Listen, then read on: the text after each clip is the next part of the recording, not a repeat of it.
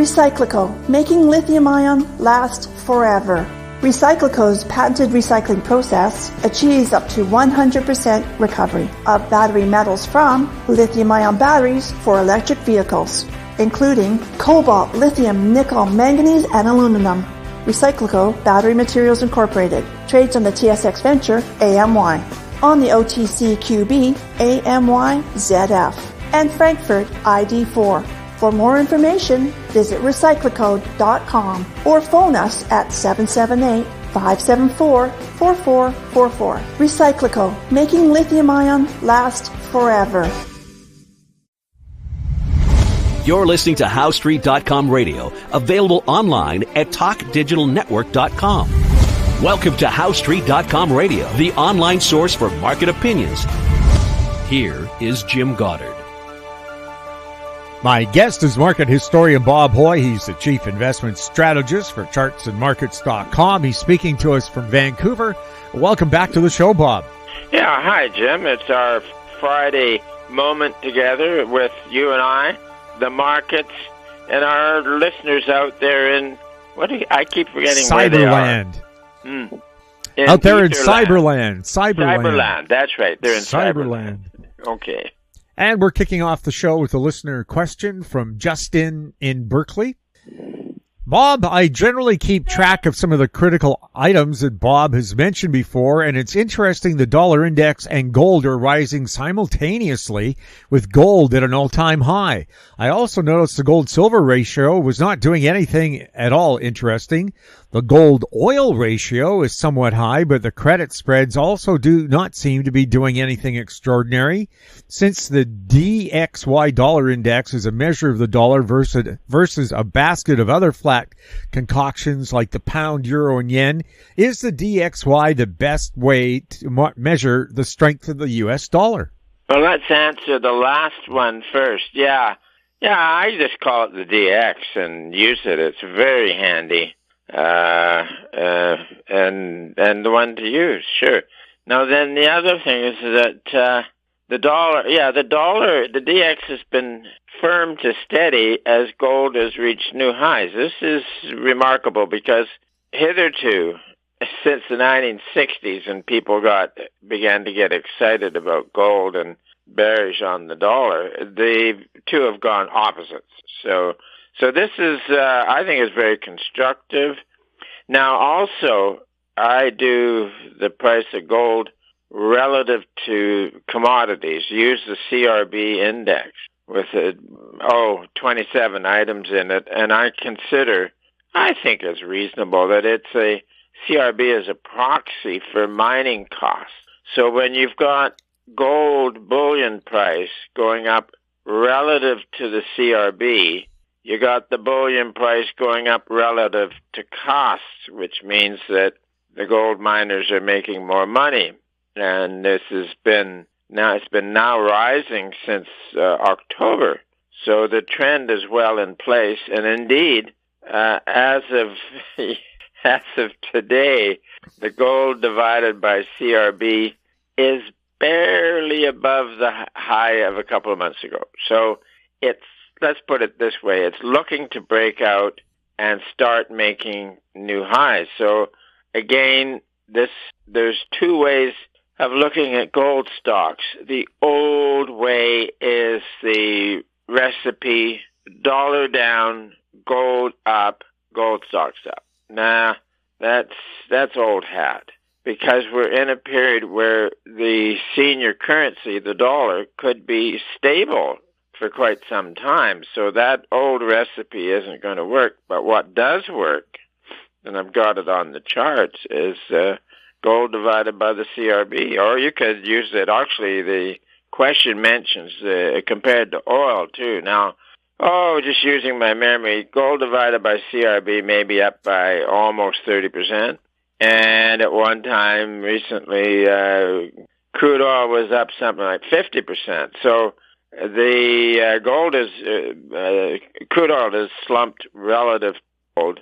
Anyways, the things are working out. The gold is outperforming the bullion, and that's a plus for the gold miners.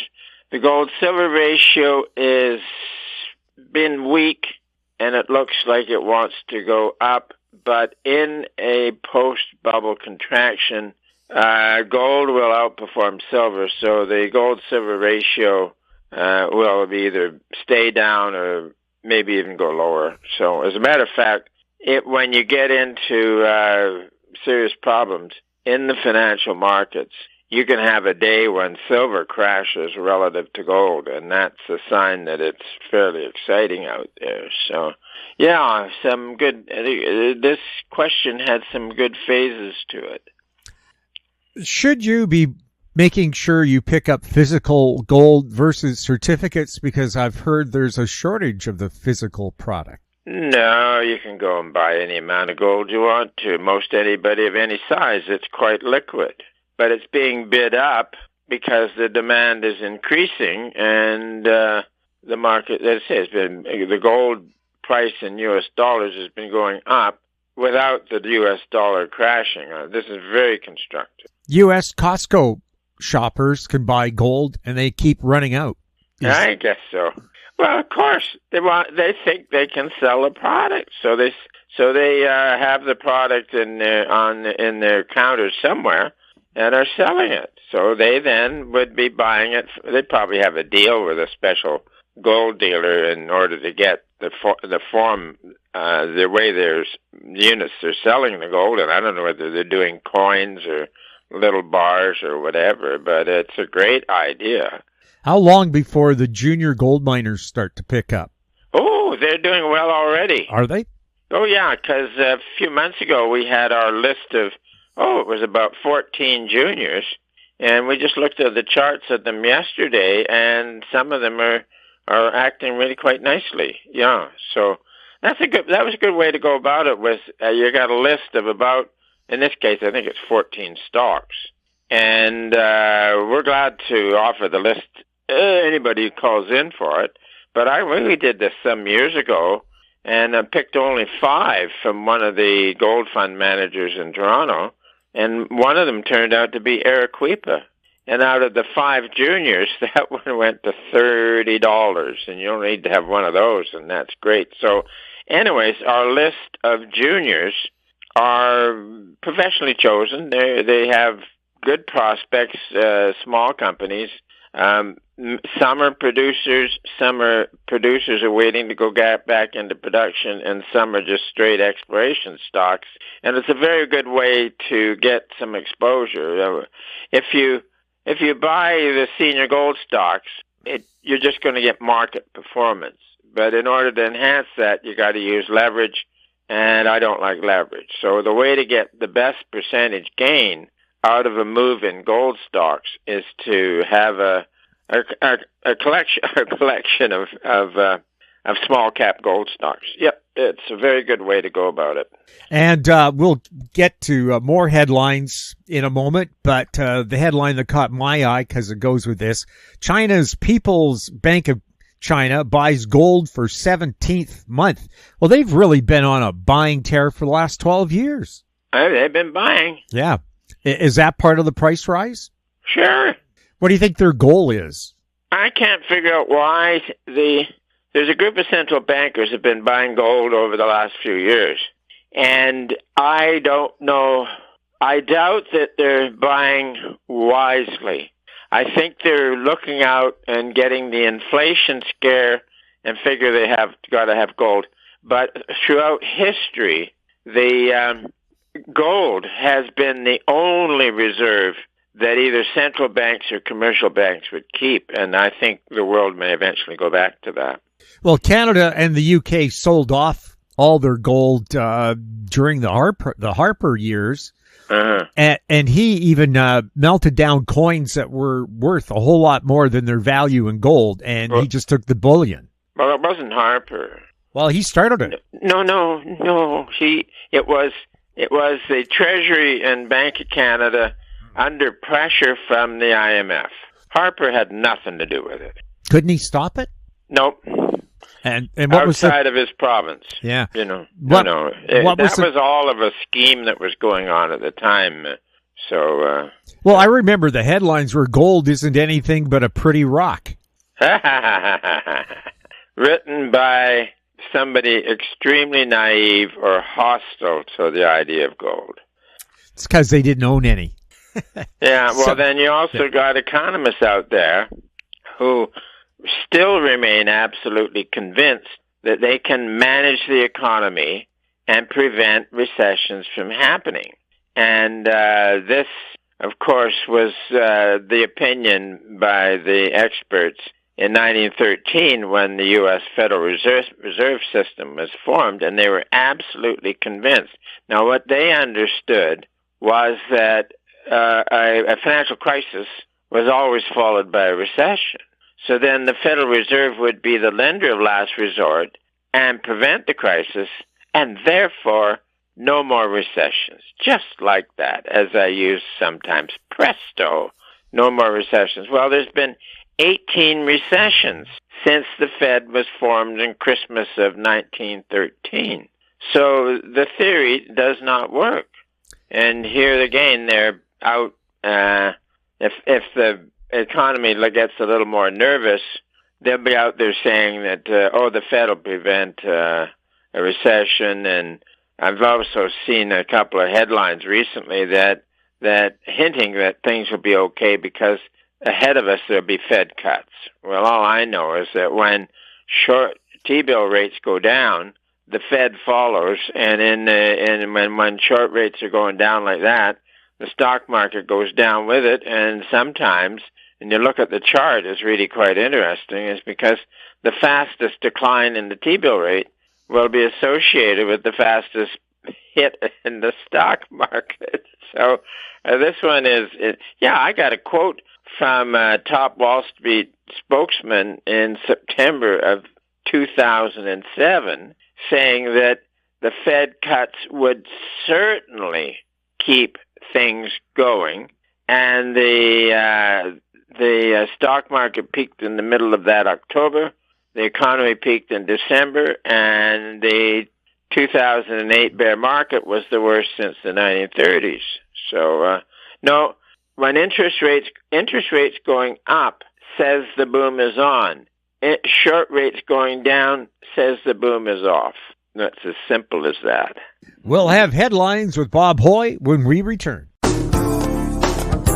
Don't miss out. Stay informed. Receive the HowStreet.com weekly recap with thought-provoking podcasts, radio, and articles delivered to your inbox. Sign up for the HowStreet.com weekly recap on our homepage at HowStreet.com. Welcome back. We're speaking with Bob Hoye. Headline number one from the Wall Street Journal, Big Tech has a big cash problem. What's the story there, Bob? Well, I put it in because I admired the guy who wrote the headline. So what's their cash problem? No money. Really? They've spent it all? Or Well, it was all done on borrowed money anyways, and I guess the eagerness of lenders to provide money could be diminishing. Headline from Reuters, U.S. small business sentiment slides to lowest level in more than 11 years. Yeah, the small business people are getting gloomy. They're seeing their business shrink, I guess. Yeah. Well, when you're up against Amazon that delivers a tube of toothpaste to your door for free if you belong to their Prime Club, how does the mom and pop shop compete with that? It's a very tough situation, and I use Amazon, and when I purchase things and have them delivered to my door, and then when I buy the groceries from the big supermarket, I have them delivered to my door. So, well, we price compare. We take a look at the prices at, say, Shoppers, Drug Mart, London Drugs, and Amazon for certain products. And really, there can be a huge price disparity, and Amazon isn't always the cheapest. Okay, that's interesting to know. Yeah. Yeah, so do some shop comparing before you decide it's worth it. Now, if you have to drive across the city for 45 minutes to get something that's 10 cents cheaper, not worth it. Yeah, of course, yeah. Wall Street Journal headline, another cost of cheap money comes into view. Yeah. I think people got addicted to those low interest rates. They got cheap money and got overexposed, and as the cheap money disappears, people are finding they have a problem, and that's now becoming a cost, as the headline described it. So, yeah. I think one of the reasons why they want lower interest rates is there's huge pressure on homeowners and their mortgages. Yeah. Yeah, and plus lower interest rates might encourage more spending to help the economy. Right now, I got a notice from Walmart. Their interest rate went up on their credit card. It's just a dash under 30%. That used to be considered mafia loan levels. Oh, yeah. Yeah. From Yahoo, the odds of $100 oil are rising as supply shocks convulse the market. Yeah, well, there's been a couple of price fluctuations in crude, but we want to go back to last September when the experts were calling for $150 oil, and then it got crashed down to, 67 in December. So, but seasonally, crude oil is probably okay for a while yet, but we know that, and have made the call many times, that if you got strength in crude oil in September, you can make the call that it's going to have a dismal low in December. So that works most of the time. Some Ukrainian drone strikes hit 3 major Russian refineries that exported oil, or should exported gasoline. And now they're just keeping their gasoline for domestic production. That's going to have a bit of a shock on oil prices too, I would think. Oh, yeah, there's whatever it is. There's always going to be something that either driving it up or driving it down. From Yahoo, China's state bank asks court to liquidate developer Shimao. Yeah, there's another one of those big property developers in China that are underwater huge, and obviously they're going to liquefy the thing, turn it bankrupt and write it all off. So that's another third major one, and of course there's probably dozens of others in deep doo-doo. Well, we've got our friend Evergrande. We haven't seen him for a while. Well, they went bankrupt. And then Country Gardens as well. Country Gardens. Oh, yeah, we had those headlines for quite a while. Now we got the new one with Shimao. Now, I haven't heard of public unrest because so many people lost money on this, or is China with their facial recognition social credit system keeping people at home and off the streets? I don't know, but you lose all your money, there's going to be some kind of facial expression. Or maybe a finger. Yeah. Yes, because now if, say you get a jaywalking ticket and a speeding ticket, you're not allowed to charge your electric car or take public transit. Oh, in China. That's interesting. Yes. Yeah. So well, maybe they like electric cars over there. Battery. Let's be honest. Call them battery-driven cars. And China really likes them and is manufacturing them. And I think they're going to get stuck with a huge fields and fields of parked EVs. Yeah. Headline from Reuters: Fitch cuts China's ratings outlook on growth slowing. Yep. They look at their credit rate, the country's credit rating, and a downgrade. And when we get into exciting times, Fitch or S&P may do 3 credit rating drops in one announcement. Now that's when it gets pretty exciting. BC just had its credit rating dropped. Yeah. Too much government spending? Yeah. The U.S. will not accept Chinese imports decimating new industry, says Janet Yellen. Mm-hmm. Is this going to turn into a trade war? Yeah, that's a bit of protectionism, isn't it? But we've seen China withhold product, and the people they threaten the most are Canada because we're just tiny. Yeah. Canada's entire population would be, 2 cities in China? Well, Canada's almost 40 million. We're over 40 now. And, right, the recent immigrants. And, but no, it's a huge country, huge financial markets and huge debt, and it's all becoming undone. They're in a recession there that'll likely spread to the rest of the world. The U.S. is still up in the economy, but is about to get hit. So, headline from Yahoo: Gold's vertiginous ascent isn't over yet. I've never heard that word before in my life. I've seen it before, but I've never ever used it myself. And I this was a rare usage of the word.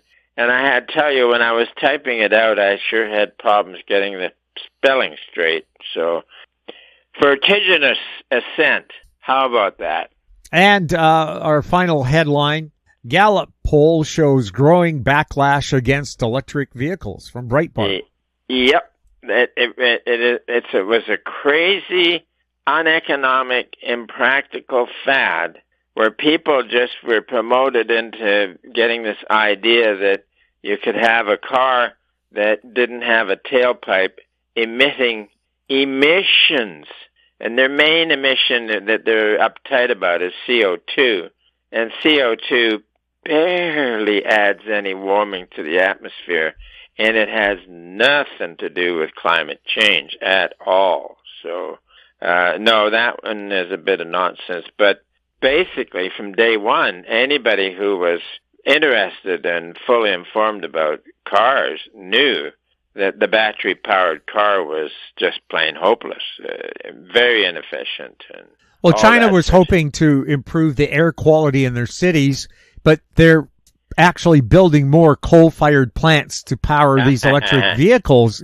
What pollutes more? Modern coal plants these days have excellent scrubbers and stuff, so the particulates and all the nasty stuff is captured and buried or something like that. So I don't worry about, as a matter of fact, I applaud the Chinese building a new coal plant every other week or something like that. So, yeah. Yeah, and I remembered a video, a very smoggy day in Beijing, and a guy had to lift his face mask to take another puff on his cigarette. Well, remember decades ago, the problem with the Los Angeles basin, it was you get absolutely with car emissions back in those days, and an inversion layer in the air was just something awful, and then car emissions are not that as bad as they used to be, and you don't hear any problems about vision or air quality in Los Angeles anymore. So, Bob, always a pleasure chatting with you. Yeah, Jim, it was good that we get together, and I look forward to next week. My guest has been market historian Bob Hoye. He's the chief investment strategist for chartsandmarkets.com. If you have any questions for Bob, you can send them to info@housestreet.com. Our YouTube channel is Talk Digital Network. Find us on X @HoweStreet. We're also on Facebook. I'm Jim Goddard. Thank you for listening. Comments made on HoweStreet.com radio are an expression of opinion only and should not be construed in any matter whatsoever as recommendations to buy or sell any financial instrument at any time. Available online at TalkDigitalNetwork.com. HoweStreet.com radio is a production of Howe Street Media Incorporated.